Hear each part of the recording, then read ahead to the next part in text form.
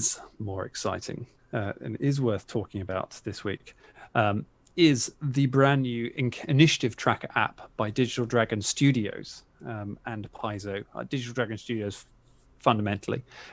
So Digital Dragon is a new company that has been set up to produce gaming apps.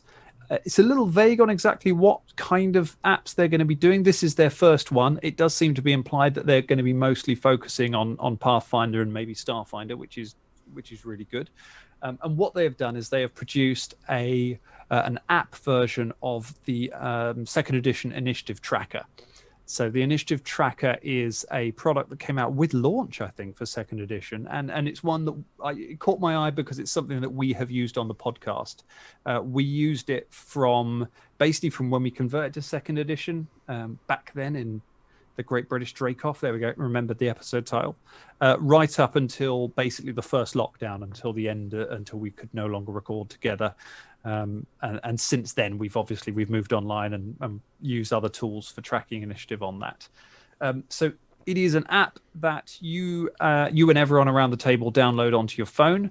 The GM sets up the game, so it runs through either Wi-Fi or Bluetooth, so you can use it on remote games. If you're all playing by Zoom, you can all connect over that. If you're just in the same room, you can do it by Bluetooth if the Wi-Fi signal isn't very strong. So you've got kind of the options for that. The GM basically just creates the game, gives the code to everyone else. They type it in. You'll get a screen just saying, what's your character name? What's your initiative modifier? Or what's your initiative role? Add me to the encounter, and then you will appear on the thing. The GM can add all the monsters, and then the GM can have control of it. They can do everything that you can do on the normal one. You can track when people delayed. You can track the dying value. You can add conditions as well, so you can have conditions appear on people's names. You see them, and it makes quite a nice noise when you advance initiative. The GM presses to the next person's turn. It makes a nice kind of dudung noise on everyone's phone, which is good for waking everybody up. So I had a bit of a play with it because I thought it's an interesting thing. It's not something that I've ever thought maybe needs an app. I can see why it's maybe the first thing because it's something to test it out, maybe test out the tech on it.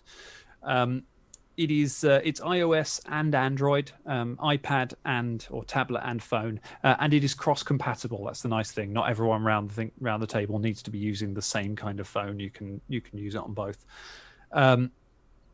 So I downloaded a couple of copies of it and had a go at setting up some encounters. And I can tell you, it's pretty stable. I worked quite hard to break it, because players are not going to sit looking just at their initiative tracker when it's not their go. You're going to want to tab out to look at your spells or, not that you should be going on Facebook during an encounter, but who knows.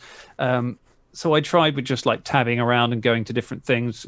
The only way I managed to break it was by force quitting the app and then trying to load it back up again while the encounter was still going. And then it kind of struggled. But even then, the GM's version of it kept going, so the GM could have kept running the encounter. So seems like it works pretty solid.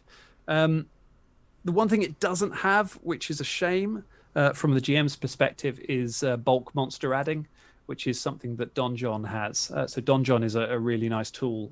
It's a web-based tool for tracking initiative, and it's just great for anything. So what you can do is you can add batches of monsters. So you can, if you've got 6 goblins, you can just type goblin number 6, what their initiative value modifier is, add it, and it will just put all 6 goblins in there with their pre-rolled initiatives, which is really lovely. In this, you've got to add every monster one by one. So big encounters, that could take a little longer. That's a bit of a shame. Yes, of course. Poor old Goblin number 6. We remember him well. We love Goblin number 6. We do. And the point is made. Thank you, Neo, for posting a link there for Donjon.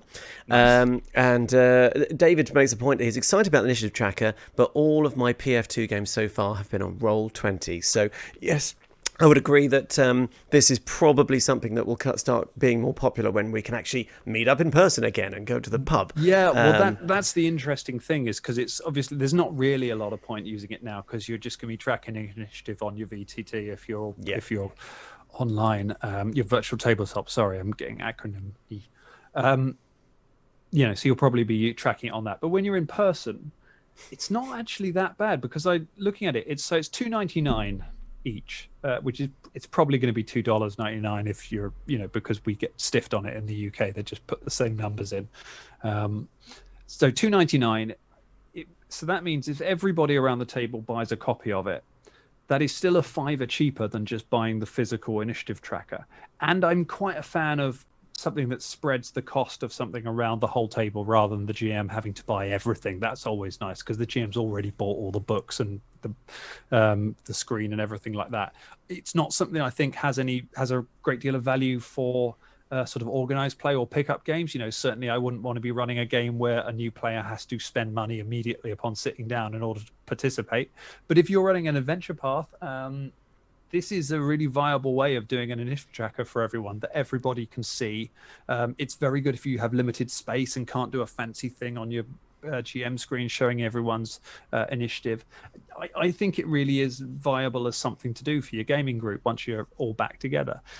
The thing about it that makes me most excited is that this is the first one. If Digital Dragon are going to be making more apps, then this is a very strong first outing. They've made something that looks good, that does the job right, and that is stable, and that doesn't seem to have too many bugs in it. And if this is a sign of what's to come, and they're planning on making more PF2 accessories, then that's very exciting, because it's something we've been crying out for. We've talked about it on this show several times.